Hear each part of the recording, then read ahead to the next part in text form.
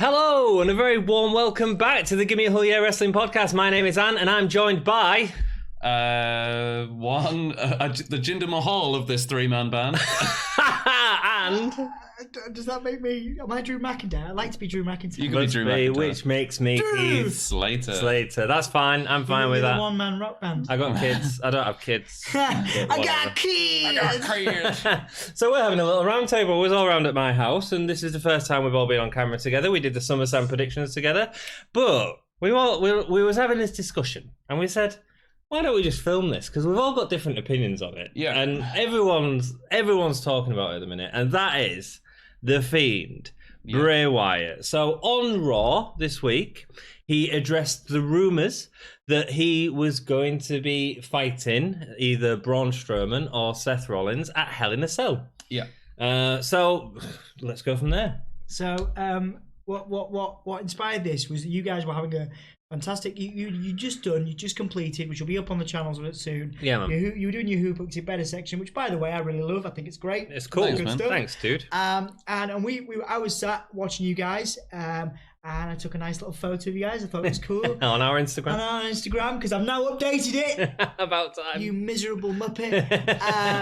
I was thinking, you guys were talking about the Fiend and whether the Fiend, you were saying, Anthony, that the Fiend should face the Undertaker at WrestleMania. Maybe, yeah. Ollie was saying, yeah. we were kind of battling between the idea of having him face Rollins or Strowman, because that's what the rumors are saying. That's what he's addressed. He said that he's going to, at Hell in a Cell, which is after Clash of Champions, he's going to fight either Rollins or Strowman. So did he directly, because you made a good point on that video where puppet Vince McMahon, Muppet, whichever, Vince, says it, but he doesn't directly say it, and I hadn't thought about that at all. Well, you said because one of the things you said is he's going to face the winner. That's what's implied. But he never says that. He never says that. So one of the arguments was having was about Seth Rollins becoming Universal Champion in such a dominant fashion, taking a great match with Brock Lesnar at SummerSlam, and winning clean.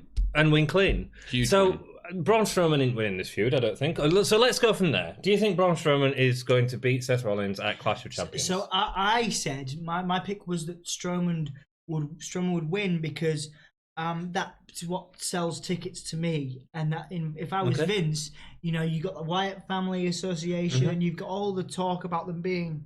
But so just on Clash of Champions, you just think Braun Strowman will win that Universal Championship? Well, that was my pick, but then you guys made some excellent points. So for the sake of this round table, I will say that, in my opinion, the best thing to do from a business standpoint, if I was Vince, would be to book Strowman as the winner of that match. So he wins the Universal title. And have title. the Fiend and Strowman face off, although you brought up some very good points in contrast. So, Ollie, what do you think will happen in that Clash of Champions match? So in my mind, Rollins retains in that Clash of Champions match, because I think if you're pushing the Fiend and you're also pushing Strowman, which you would be if he won at Clash of Champions, one of those people is going to lose their heat at Hell in a Cell. One of them is going to get their pushes squashed. Bad. And I just don't think that works. You're right. I think you make a very good point out, Ollie. I think that, as much as to me, Strowman and Fiend screams money. It is, man. It is. But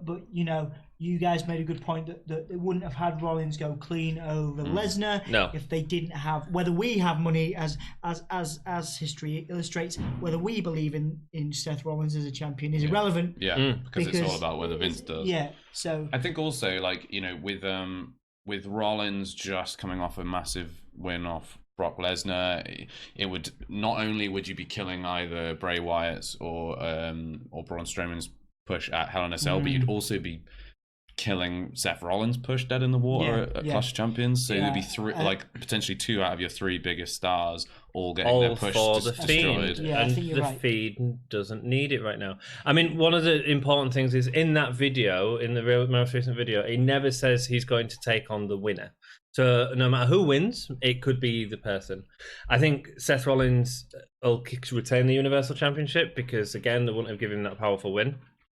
He might win by distraction by the Fiend. Yeah. Okay, that'd be quite interesting. That it could set up the Fiend and Braun.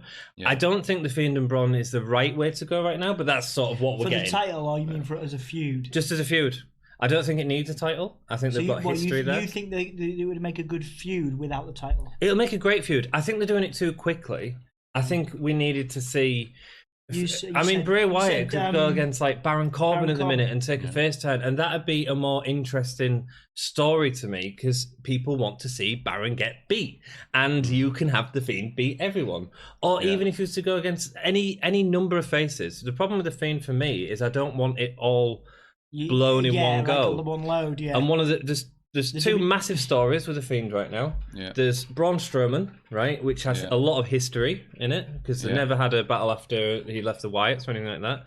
And the other one is Finn Balor because of what happened and no demon being involved and all that sort of stuff. Potentially the Undertaker as well, with Bray Wyatt being beat by the Undertaker thingy. So there's 3 money feuds. Yeah, without I think you've got going... 5. Okay, go on. What's the others? I think you've got Braun Strowman. Yeah, I agree with that. You've got Randy Orton because of the cool. Him, of the Sister WrestleMania Abigail 33. thing, big thing going on there.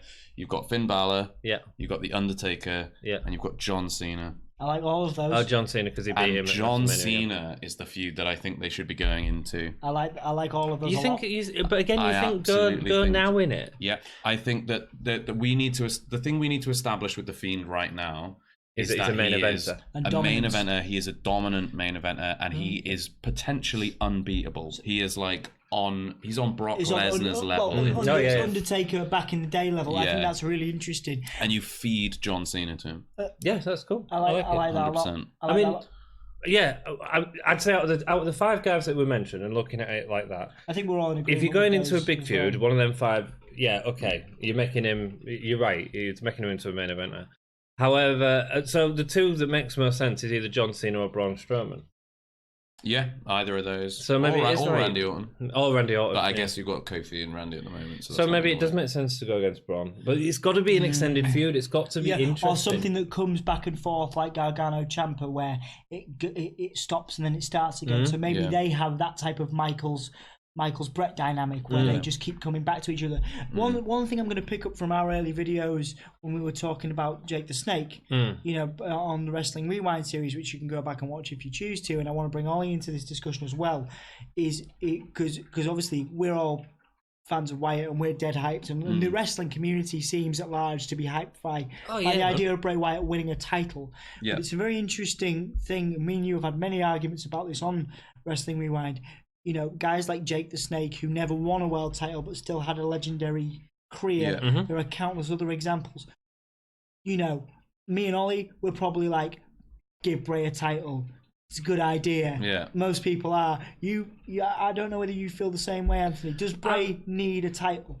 No, I don't think he does. I have no problem with giving him the title, but I don't think you should give him the title to get him over. One of the biggest struggles with any title holder, and the most modern title holders in Seth Rollins and Becky Lynch, who seem to be the biggest sort of, even Kofi Kingston to an extent, but I think he's done a slightly better job with the title, is once they've got it, what do you do from there? So here's my response to that. Yeah. I think that you're right. I think Bray Wyatt doesn't need the title, but I think what the title would do for him is turn him into a superstar, into a megastar overnight. Agreed. And so when would you have that happen? So I think this is exactly what's going to happen. Are you going to do the Finn Balor? Are you going to talk about that? Yeah. Dude, this is the only way I would allow, if I was booking, the only way I would allow the Fiend to lose. Is by in your this logic. circumstances. Okay, cool. So here's my thinking, right?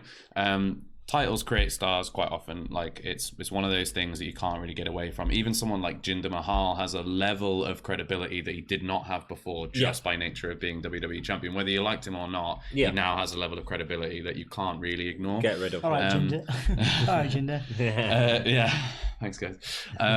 So here's my thing, right? This is exactly what I think will happen. Seth Rollins will beat Braun Strowman at Clash of Champions. At Hell in a Cell, the Fiend will beat Seth Rollins. I think that they want to catapult the Fiend to absolute superstardom because they realize what they've got on their hands, and they don't want to spend time holding the ball in case they fumble it. They just want to like stick a rocket on him and send him to the moon. So here's my idea for how they do that. They have him go over Seth Rollins. They have him beat him in the rematch.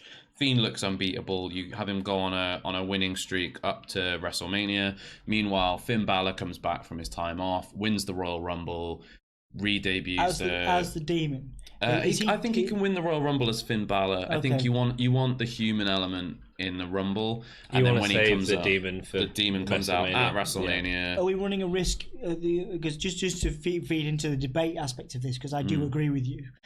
There's a lot of articles online about how Vince just doesn't see the money in anything but Demon Balor. Yeah. So there's a risk, there was a lot of talk about repackaging him and wrestling rooms. But the money isn't at Royal Rumble, is it? The money is at WrestleMania. And so if you have a massive entrance for Finn Balor at WrestleMania against a massive entrance of The Fiend, I mean, it'd be something that would be shown back for... I mean, if that was the case, they could always hold off on making Balor into the Demon King, and then as soon as he wins the title at Mania as the Demon King, that's what he then wrestles all his matches as. They could repackage him at that point of like, well, I win when I'm the Demon King, so I'm going to stay as the Demon King. The Demon King. Is there too much clash between styles and gimmicks? Because again, absolutely fantastic booking, guys.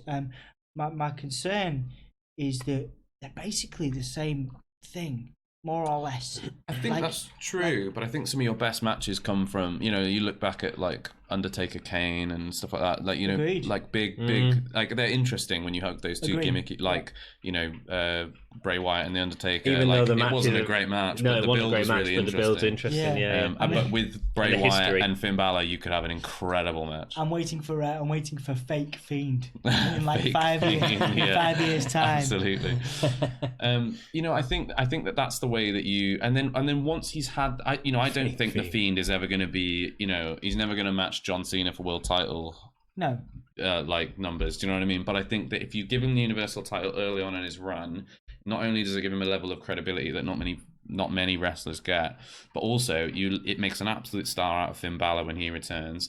And from that point on, the Fiend can have feuds with whoever you want. You can have him show up as little or as often as you want, and he's always going to feel like a big deal post that WrestleMania. You can even have him lose feuds, but still feel massive. But you see, I'd book it slightly differently. I'd do the slow burner, so I wouldn't have him anywhere near that title for about 3 years, and I'd have him with feuds.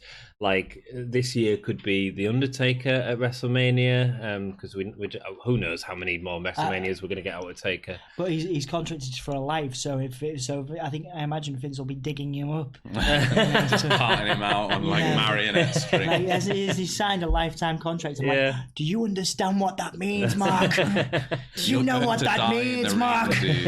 So maybe that. Maybe I don't know what Undertaker's plans are. Then I'd go the next year. I'd do Balor and Balor and the Fiend. The reason I'd do that then is because I don't think that needs the title involved. And then the year after, I'd have whoever's, because it's too far to book ahead, whoever had the Universal title versus the Fiend. I think the problem that you run into, and I agree, I really like slow booking. We all love slow booking, but we live in an age of like everything's instant.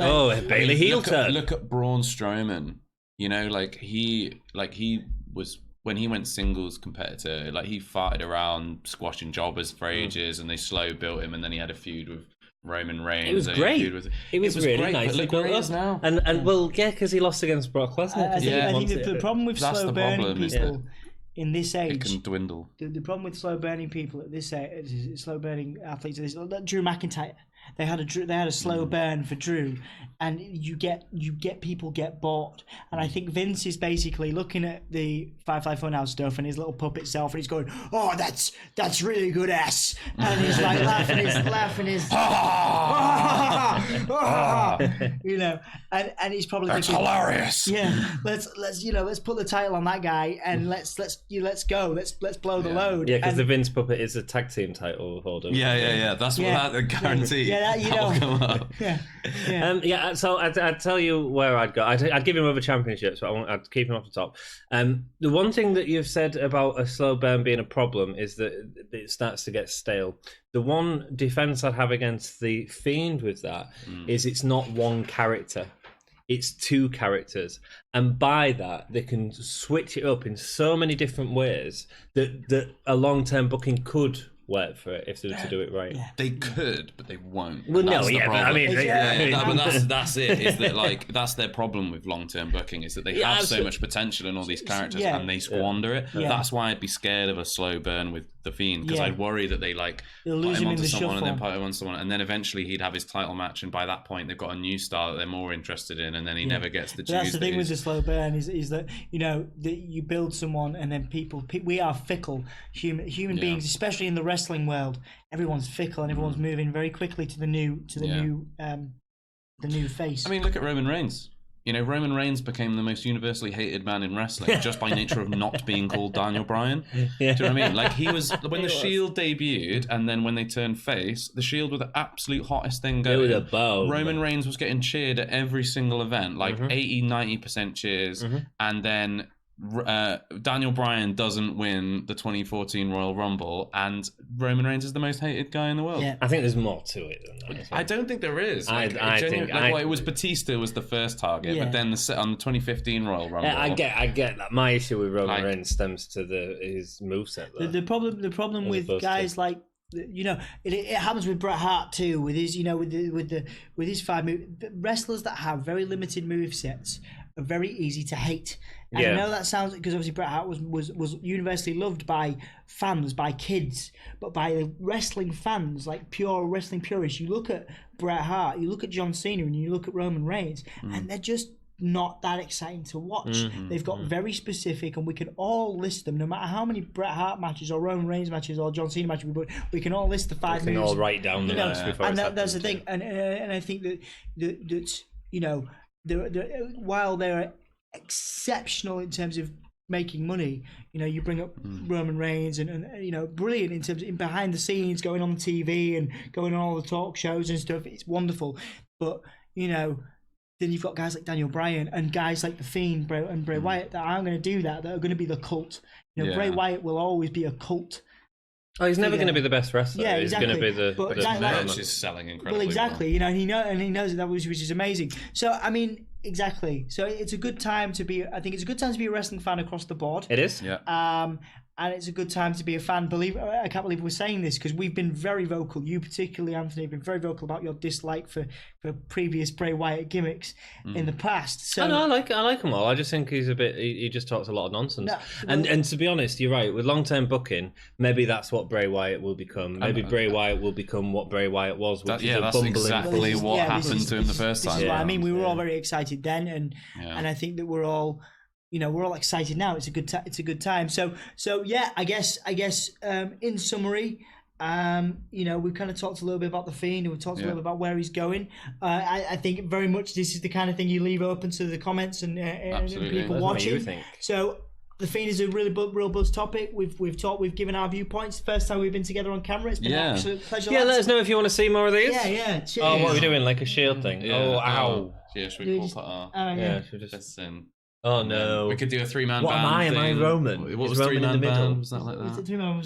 There you go. Is that like okay? That? Yeah. So thanks, guys. Leave comments below. Buy some t-shirts. Buy some mugs. And we'll see you soon. Keep it gay. GAHY gay. Gay.